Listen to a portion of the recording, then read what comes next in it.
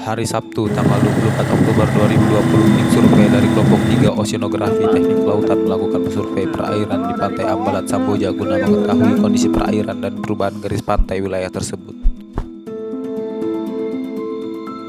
Memulai perjalanan dari kota Balikpapan menuju perairan Pantai Ambalat, menempuh kurang lebih dari 2 jam perjalanan menggunakan sepeda motor. Ini adalah penampakan pantai lain yang berada di wilayah Kalimantan Timur. Harapannya maunya sih seperti pantai-pantai kayak yang ada yang seperti di Lemaru di mana gitu kan, diperhatikan. Terus ada ya itu tempat-tempat wisata gazebo, tempat apa gitu kan, biar pengunjung itu merasa nyaman, menarik gitu.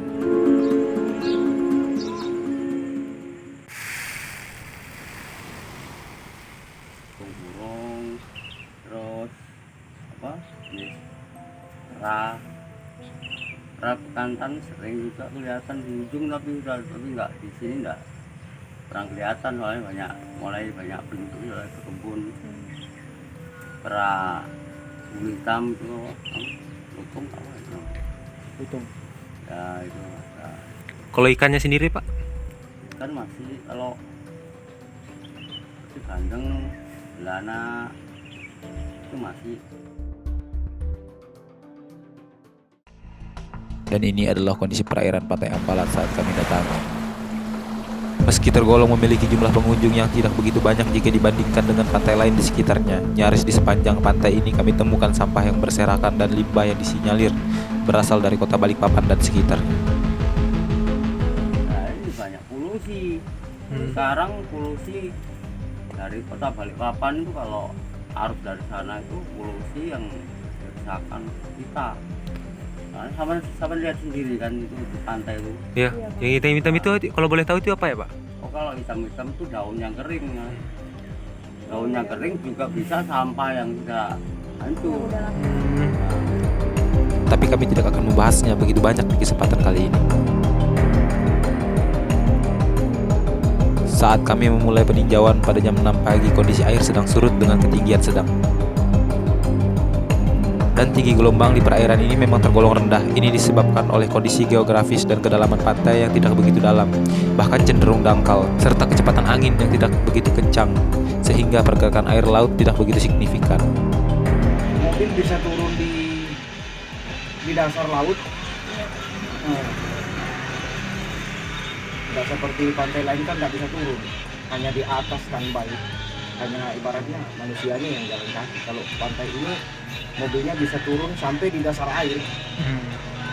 Yang penting mobil itu tidak diam, tidak hidup, tidak akan tenggelam. Kalau jalan terus bisa.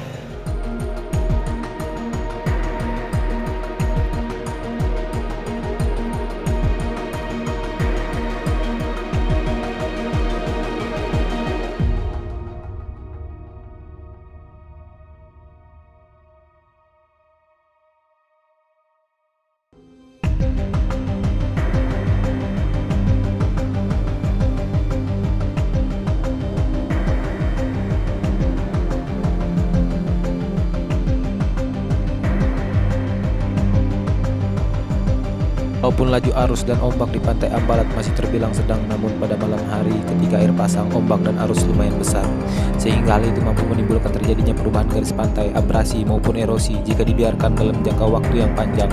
Oleh karena itu, solusi yang dapat diberikan untuk pencegahan hal tersebut ialah dengan pembangunan konstruksi laut tanpa mengurangi keindahan pantai yang ditujukan sebagai objek wisata. Konstruksi yang dapat direncanakan pada Pantai Ambalat yaitu groin yang dibangun sejajar pantai, di mana percandur groin ini bertujuan untuk menangkap transport sedimen sepanjang pantai.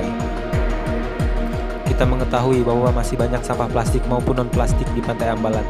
Lalu sebagai engineer, langkah apa yang harusnya kita lakukan untuk mengetahui permasalahan ini?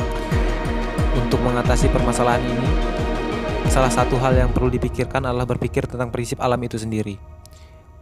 Dalam prinsip siklus ekologi dikenal sebuah prinsip dasar yang dikenal dengan cradle to cradle, C2C, yaitu model rantai makanan yang tertutup.